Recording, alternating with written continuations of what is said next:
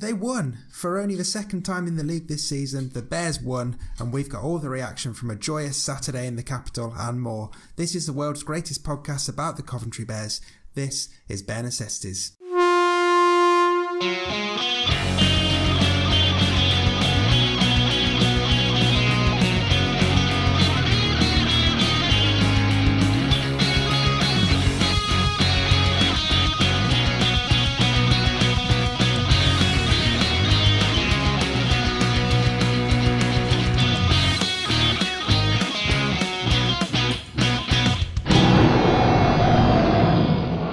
Yes, welcome to Bear Necessities, your podcast all about the Coventry Bears. We live at covbearspodcast.com. We're at covbearspodcast on Twitter. You can subscribe in Apple Podcasts, YouTube, Stitcher, plenty of other places, and we're sponsored by the Bears Vice Presidents and York's Tim. I'm one of your hosts, Dave Musson. Joining me as always, my dummy half and former Bears player, Craig Cathcart. Craig, how you doing?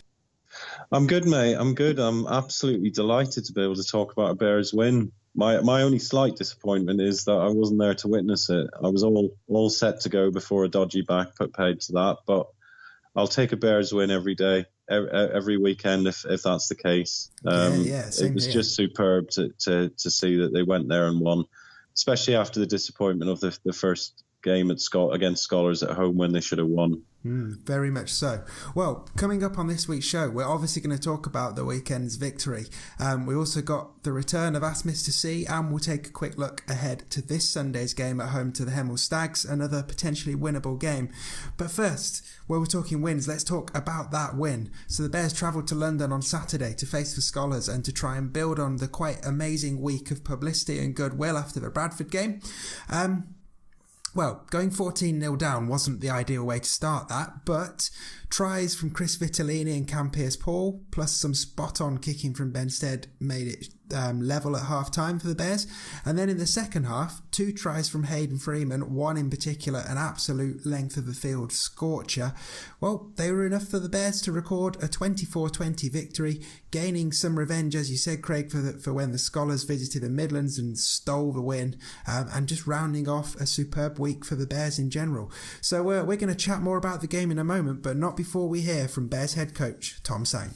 So Tom, we've had a brilliant week of PR for the Bears following the Bradford game, but obviously what really matters is on the pitch, and the players came up with the goods and they came away from the capital with a win. You must be absolutely delighted to round off such a positive week with a good result on the pitch. Yeah, it's fantastic. I can't credit our players enough for how much work they've put in, not just over the last few weeks, but since the start of the season.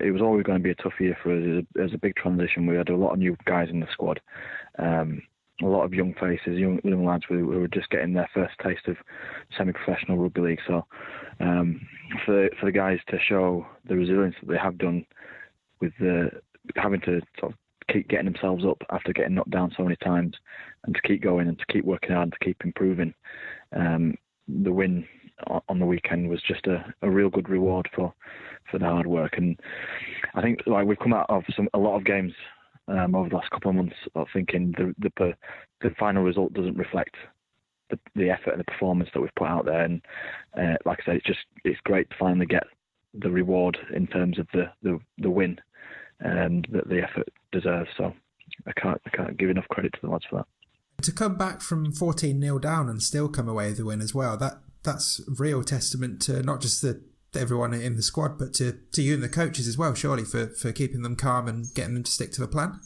Well, that was actually one of the things that we said when they did go ahead, was just to keep calm.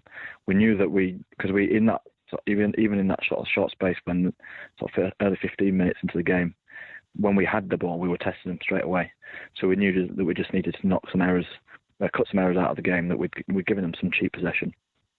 Cut that out of our game, and we knew that we'd be able to fight our way back in, and sure enough we did that, and by half time we were back level. And I think just that, being able to do that, gave us the resolve to kick on. And we've been in change rooms at half time plenty of times already this season, where we've been either level or close at half time, and then we faded in the second half, but we had a real determination and commitment within the half time talk to not let that happen again, and obviously we didn't, so it's great.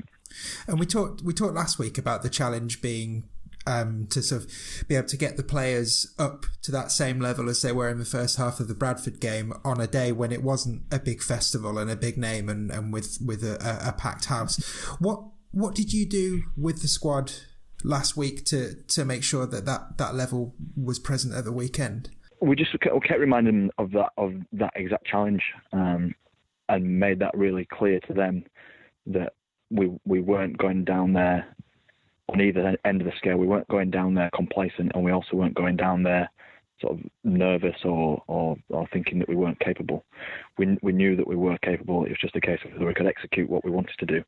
And everyone from the moment we all met at the ground, there was a good feel about what we were about to do. And yeah, we had a really high intensity warm up. It was short and sharp, and it went into the game. And yeah, we went down early in the first half, but that was probably back of, if I'm being honest, a couple of sort of 50-50 calls. A couple of penalties went against us, but once we righted ourselves and steadied ourselves, we were fine. So. Mm-hmm. And you must be pleased, Hayden Freeman bagging a couple of tries. Must be pleased to see one of your main strike target, your strike people, getting on the score sheet. Yeah, he was one of many that was excellent. He's had a bit of a tough time recently. He's got a bit of an illness, which it's sort of undiagnosed. We think he's allergic to something, or he thinks he's allergic to something in his diet, but he's not sure exactly what it is. So he's lost quite a lot of weight since the start of the season. He's lost about 10 kilos. So he's battling with that, but he scored an absolute scorcher down the left wing. From about 20 metres out from our try line, he bumped off one of their players and just ran the length. So that should give him a confidence that he's still got that the ability to do that. And then it was a good finish for his second try. So yeah, he was excellent. But there was just as many other guys that really gave him a good account of themselves. But mainly on the defensive side, second half we defended a hell of a lot, and there's a few players there that really stood up. So I wanted to ask you about Bradley Sheridan as well. I know you gave him a debut at the weekend, a player who's come through from Warwick Uni. How did he get on in his first taste of League One? And also, were you thinking of getting him involved now with a view to the Keighley game in a couple of weeks when you're going to be short of a few players? Yeah, so the plan was, I think it was 4 weeks ago, we'd had a bit of a shuffle round in our halves. I think Paul had just come back into the side after recovering from his injury, Paul Emanuele, and I said to Brad, we're going to stick with the half-back pairing. Now Paul's back for the next 3 to 4 games, see how we are. And I knew that there was a natural break because I knew Paul was away for this game anyway. So I'd sort of explained to Brad that was a situation, and I must say that his attitude and his commitment to training is first class, and he's been training with us since probably sort of January time, and he's just been patiently going about his work and really sort of getting stuck in and improving, even just in training, and he's done everything that we've asked him to do. So the opportunity arose as it happened, and we put him on the bench there just to ease him into the game, and when he came on, he slotted straight in. He's not the biggest lad, so the one thing he needs to get used to is just the physicality of playing League One rugby, which he's more than capable of doing. It's just a case of acclimatising to tackling bigger players, basically. Mm-hmm. But he slotted straight in terms of our structures, which I knew he would do because he's been training well for a few months. And yeah, it's just good to get another guy who's living locally an opportunity to play at this level, and hopefully can kick on now. And just lastly, obviously looking ahead to this weekend's game, back at the Butts Park Arena and Hemel Stags at home, which would have been a game that I imagine you, like many fans, would look at on the fixture list and see that as a winnable one. So what are your plans for this weekend? Because obviously the week after, there's going to be a few players missing with the Student Four Nations. Is it tricky for you to balance the need to follow up this win with another one, but also maybe getting a few players ready ahead of the visit of Keighley the week after? So the way we're looking at it is we're just taking this week, the next 2 or 3 weeks, as if it's just natural and normal, no different. We're just preparing the same. we'll be saying similar things this week as we did last week. So one of the things that we said, obviously, about the challenge for the guys to get up to play Skolars away, the same thing will be the same. We need to get ourselves up to play Hemel at home. It's just the same as scoring a try in a match. It's really important that you then complete your next set to sort of lock the try in. So us winning against Skolars, it's really important that we back that up against Hemel to lock that win in, so to speak. So we'll be talking in those terms and making sure that we're not coming in nervous or anything like that. And we're also not coming in complacent. We're coming in really focused and ready to do a job. And I think being able to win in Skolars in the fashion that we did, coming from behind and having to do so much defence, we should have a lot of confidence that we can get the job done. But Hemel are definitely an improved side themselves. They've had some. I've watched a lot of their games back on video, and similar to us, really, their performances don't reflect the results that they've had in a lot of cases. So they'll be sort of raising their game, because they'll see us just the same as a win, and that they can potentially get back level with us. So it's going to be a tough weekend. Yeah, it should be a good game though, by all accounts. So best of luck for it. And I guess, so one last question for you, Tom, not strictly rugby related, but I've got to ask it, you, given where we are in the world at the moment. Is it coming home? How could I say no? Of course it's coming home. Great stuff. I'll see you at the weekend, Tom. Excellent. Thanks, Dave. Appreciate it. So thanks as always to Tom for joining the show, and how nice it was to talk to him about a win for a change. And Craig, now I get to talk to you about a win. Yeah. I mean, you said it at the top of the show, but just how good was that to see that come through? I wasn't able to make it to the Capital on Saturday, so I was watching it come through on Twitter, biting my nails in the last 2 minutes, just when neither club had updated their feed. I didn't know if the Bears had seen out the win or not. But yeah, apparently the Bears played superbly in the last 5 minutes, defended absolutely brilliantly. However, Kieran Sherratt was getting a bit of stick for apparently missing a touchline kick. I'm not quite sure why Kieran Sherratt was kicking for touch in the last minute, but apparently he missed it, and it was taken back. Have you seen the kick? Yeah, I have seen the footage. It was very unfortunate. I don't think the stick was fully deserved, but I'm sure the guys can all laugh about it now. It was a superb performance, and apparently, aside from his kicking and the fact that he won't be taking over from Benstead anytime soon, he was superb again, and he's really welcome in the side again. As I said, the upturn in the Bears' form, really, there's no coincidence that him and Chris Barrett are back in the team now. They make a huge difference, and Kieran's massively important to the Bears and will be massively important on the run-in if the Bears want to pick up some more wins. Well, let's talk about the spirit of this team, because going 14-0 down, away from home, on a very hot day, against a team that shouldn't have left the Midlands with the win last time we played them, it really didn't look good at that point. But it just feels like from the footage I've seen, from the reports I've heard, and from just following the game on Twitter and generally, there was no panic from the Bears. It sounded like they stuck to the plan, they were disciplined, and as Tom said in his interview, that there was a good feeling about the team right from warm-up. And it's great to see a Bears side not just have that spirit in terms of being competitive, but having that spirit and actually delivering and coming back and grinding out a win, which we've not seen this year, have we? No, and one thing about this squad, and you can see it on the coach, if you see them having drinks after games, if you see them after games when they've won, lost or whatever, the guys are very much a unit, they're very much together, they're very much working for each other, and they genuinely all want to improve as players, but also as a team. And I've never played in a team. I mean, the guys coming into that game had lost 10 plus games in a row. Mm-hmm. I've never played in a team that's lost that many in a row. I've never played at this sort, at that sort of level. But it must be tough going into each game, and they've never let their heads drop.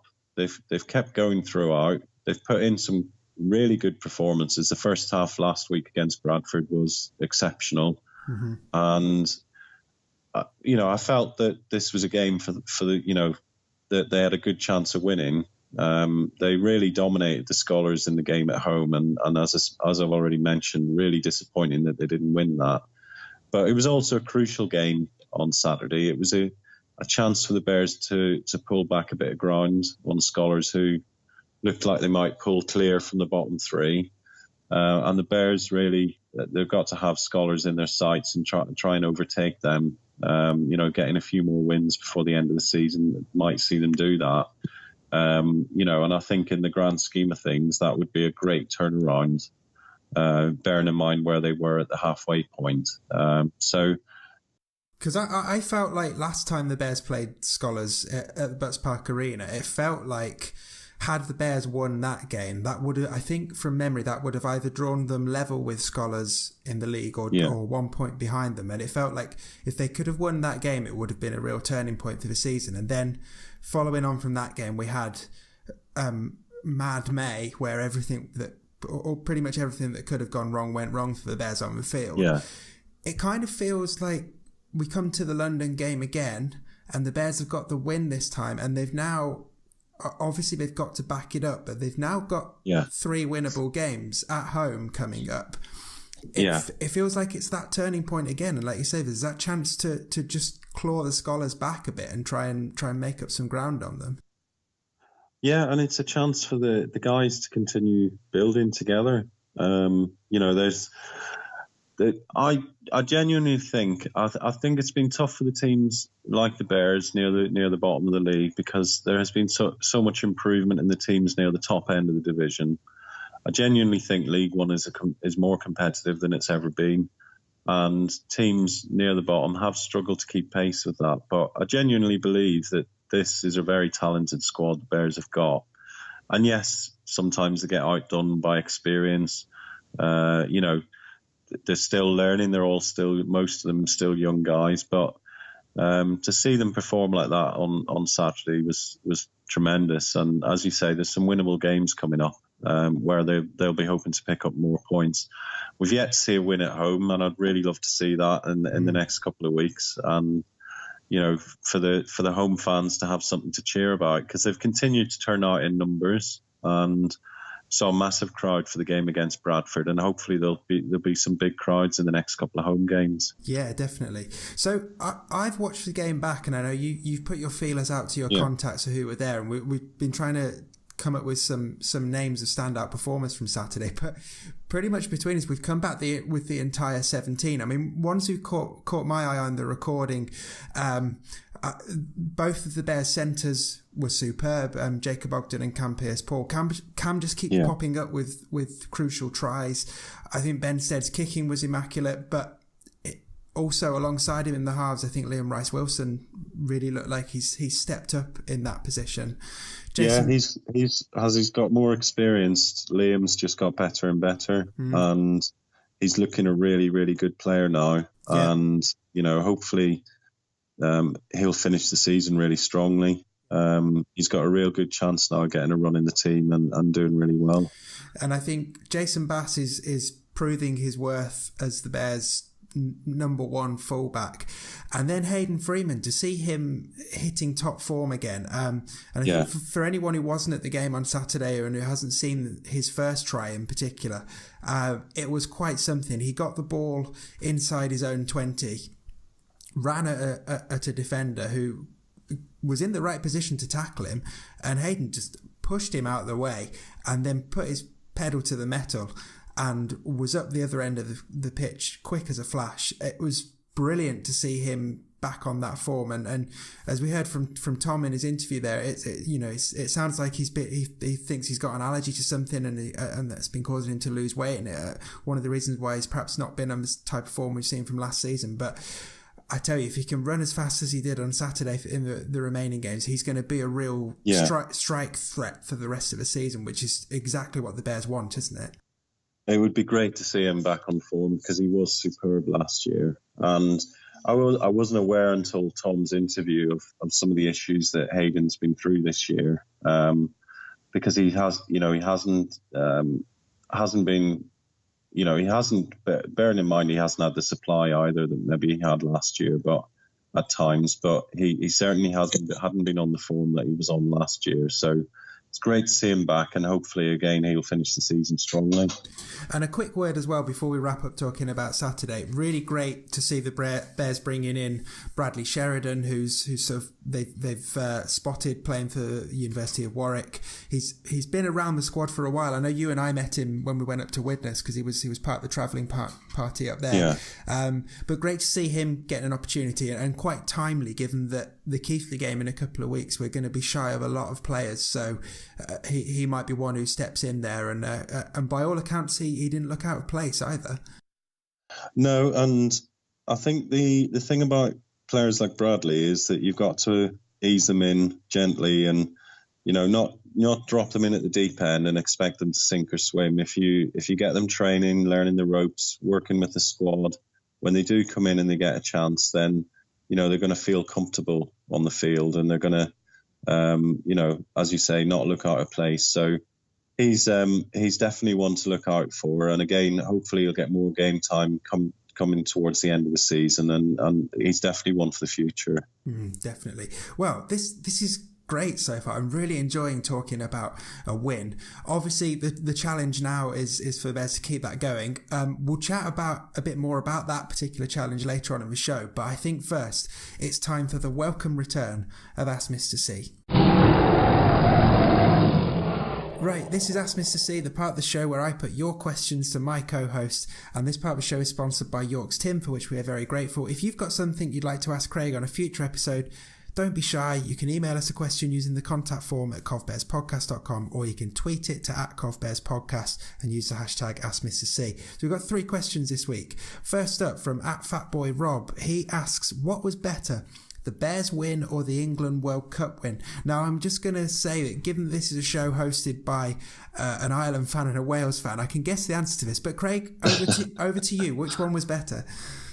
I did reply on Twitter that it was a pretty easy answer, and obviously it is the Bears. I am delighted that England won, but I have to say, being Northern Irish, I don't feel the same joy as England fans do, but I am pleased for my mates because it means so much to them. And I said to you right at the start of the World Cup, I'll happily jump on the bandwagon if England were winning, but reserve the right to ridicule them if they go out miserably.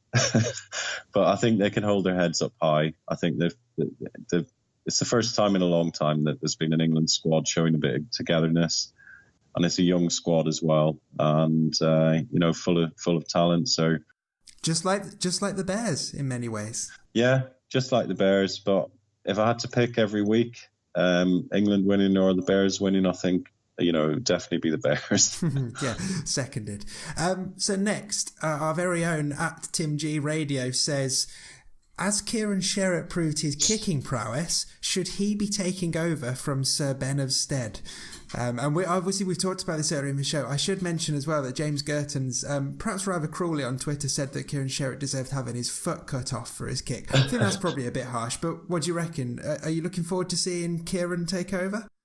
I was a bit puzzled by that question at first, because I went straight away and checked the scoreline to see if Kieran had actually been taken over from Ben on kicking duty, and didn't see any conversions from Kieran. So it was good that kindly Gertch shared the footage of Kieran in the last minute kicking for touch, which spiraled over the line, and they had to take it right back. So the Bears had another set to defend right close to their line. But there's no point in winning easy, is there? You might as well make the lads work hard in defence right at the end of the game. Yeah, but yeah, I don't think he'll be taking over kicking duties anytime soon. And bearing in mind the bit of stick that he's got, he probably won't think about doing that anytime soon either. Although there is that game against the Cougars where Ben's likely to be playing for England, so who knows? Anyway, we've mentioned James Gertens, and he actually is the person asking the final question for you this week, Craig. So Gertch has put, I've heard this question a few times around training, so I thought I'd best ask Mr. C to find out the truth. So he wants to know, who is the Bears' slowest player, or in other words, who would lose in a 100-metre sprint? Now, he's not opened this out to the entire team, notably leaving himself out of this list. He wants to know who you think would lose in a 100-metre sprint between Kieran Sherratt, Peter Ryan and Chris Vitellini. It's a bit of a mean question, this, but we've been asked it. So. And I have to say, Gertch has got to be in there. He's. I remember seeing him, I don't know whether it was last season or the season before, where he broke the line. He managed to actually break the line and was clean through about at least 30 yards ahead of any other player on the pitch, and got caught within about 10 yards. So he's not the quickest himself. So I think on that list, from what I gather, Peter Ryan, I think from watching him play, he's not the quickest player. He's big and he's strong and he's very powerful, but not the quickest. And Chris Vitellini, whilst he's a very skilled and strong player as well, I don't think he's the quickest either. But I'm not going to make a decision here. What I'm going to do is defer that decision to the end of the season. And I suggest on the very last game that the Bears play, I think it's Hunslet at home, that the three guys, including Gertch, line up and have a sprint from the halfway line and see who's the slowest. And whoever's the slowest is going to have to get the round in for everyone else. Now there's an idea. And also, just to throw this out there, I mean, at the moment, out of those three plus Gertch, the only one who's due for a run at the end of a season is the guy who asked that last question, because all of the others have been on the score sheet. So just going to put that one out there, Gert. Yeah.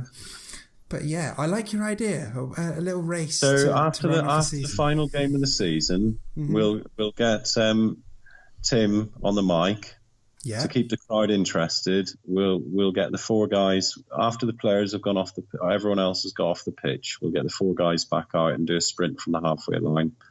And as I say, the loser will have to get the round in. I think that's a good idea. I second that. I think we should make that happen. And on that note, we can round off this week's Ask Mr. C. Don't forget, if you've got something you'd like to ask Craig on a future episode, then don't be shy. Email us a question using the contact form at covbearspodcast.com or tweet it to @covbearspodcast using the hashtag Ask Mr. C. And thanks as ever to York's Tim for sponsoring this section.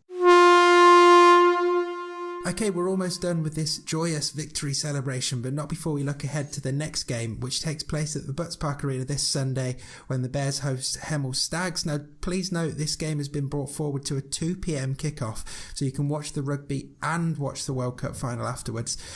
Craig, so Hemel, up until last week, Hemel are the only other team in League One that the Bears have beaten this year. And this game has always been on the list of games that we should be looking to win. It's a really big opportunity to get another 2 points in the bag and to keep the momentum going. Yeah. It's just a massive game, isn't it? Yeah, it's a massive game. I would say the Bears shouldn't take anything for granted. I think there's very little between Hemel and the Bears, I think, in terms of the two squads. Hemel have been quite similar to the Bears all season in that they've matched teams or put in good performances for long periods in games, and actually they've pushed a couple of they've had a couple of good results where they've pushed some of the teams near the top end of the table quite close. So I don't think the Bears will take anything for granted. Of course, they beat them away, so it's a game that the Bears will look to win, and I think based on some of the more recent performances from the Bears, they should do that. Although Hemel put in a good performance last week against Keighley, only I think it was 18-32 or something they lost. So, they're definitely going to come to the Butts Park Arena as well, thinking this is a real opportunity for us to get some points on the board. I think it's an important game. If the Bears can win that, then it's not guaranteeing that they'll finish above Hemel and West Wales, but it's pretty much there if they win the game. And then obviously some winnable games coming up before the end of the season to maybe propel Bears a bit higher in the league as well. Yeah, and as Tom said in our interview earlier, it's about finding that balance between the Bears not being overly confident but also not being nervous. I think there's a potential for Sunday to be a pretty good game because, as you say, the teams are fairly well matched. And it's likely to be another decent day weather-wise. Middle of the summer, bit of running rugby. And there's always good. Hemel and the Bears always have good games. Always competitive. There's always lots of tries as well involved. There was 2 cracking games last year where the Bears, looked the better side, but actually Hemel pushed them really close in both games. So, I'm expecting a bit of a try fest, and hopefully lots of tries from the Bears. Yeah, well, all the more reason for everyone listening to get down to Butts Park Arena on Sunday. Don't forget, 2:00 kickoff, and you can stick around afterwards, have a couple of beers, and watch the other big match on Sunday. And we will be there on Sunday, as I say, to hopefully watch another Bears win. And of course, we'll be back next week to tell you about it. And also, forgot to mention this to you before we push record, Craig, but next week actually marks our first birthday as a podcast. So maybe we'll have to have some cake or something. Yeah, that's bonkers. I know, it's flown by, hasn't it? So we'll maybe be in a bit of a reflective mood next week, but the main thing, hopefully we'll be talking about another win. You can find us at covbearspodcast.com. We're at covbearspodcast on Twitter. You can subscribe in Apple Podcasts, YouTube, Stitcher, plenty of other places. And of course, we're sponsored by the Bears Vice Presidents and York's Tim. Craig, thanks as always. And see you on Sunday. Yeah, thank you, mate.